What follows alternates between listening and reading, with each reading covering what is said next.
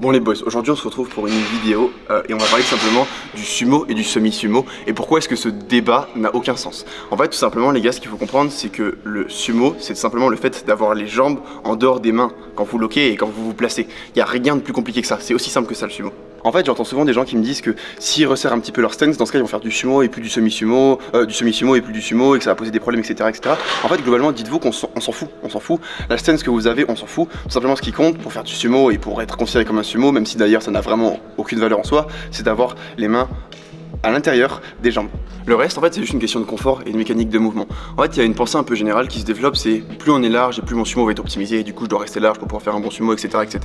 Et ça engendre vraiment des gros problèmes mécaniques au niveau des sumos parce que les gens ont tendance à vouloir tirer du coup avec les pieds trop larges et ce qui se passe c'est que du coup ils n'arrivent pas à ancrer leurs hanches, les genoux rentrent, les hanches montent, les épaules se retrouvent en avant et globalement les sumos sont vraiment pas très beaux. En fait dites-vous que c'est très simple,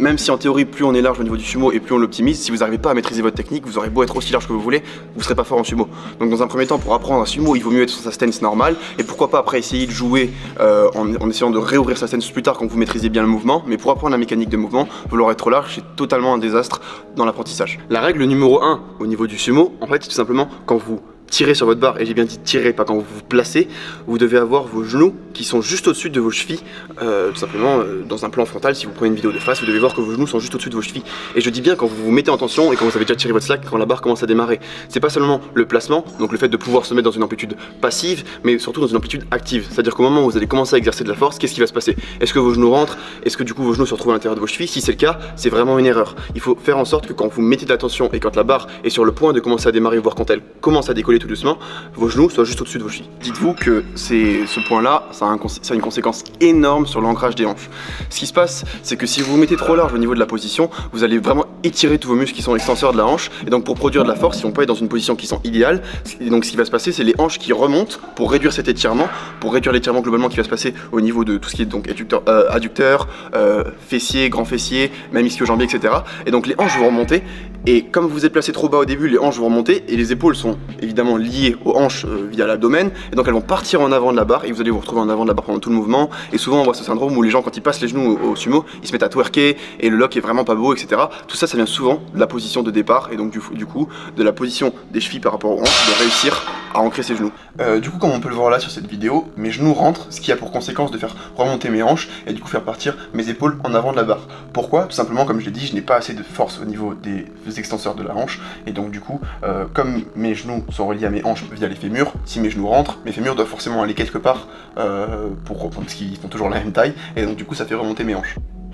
Sur cette vidéo là, on voit bien que mes genoux sont juste au-dessus des chevilles, et ça c'est le placement idéal que vous devez avoir sur un sumo. Quand je mets de la tension, mes genoux ne bougent pas, ils restent où ils sont, et ça c'est pertinent. Je reçois souvent cet argument en fait où on me dit oui mais les meilleurs deadlifters ils ont les genoux à l'intérieur, ils ont une position très large et ça leur convient très bien. C'est vrai, sauf que comme vous l'avez dit c'est les meilleurs deadlifters et en l'occurrence ils ont une technique qui est très travaillée, ça a mis du temps pour y arriver et donc c'est pas parce que ces personnes là le font que vous devez le faire. En plus la deuxième chose c'est que souvent les deadlifters que les gens admirent et idolent d'un point de vue technique c'est souvent des gens qui tirent sur des barres de deadlift et donc ça a totalement une mécanique différente parce que vu que la barre plie, la position de départ a vraiment une influence totalement différente sur la position finale, étant donné que en fait c'est comme si la personne tirait sur un bloc et vu que la barre va plier, les tensions, enfin les réelles tensions qui sont importantes par rapport au niveau de l'athlète vont démarrer 4-5 cm plus haut et donc du coup ça va être beaucoup plus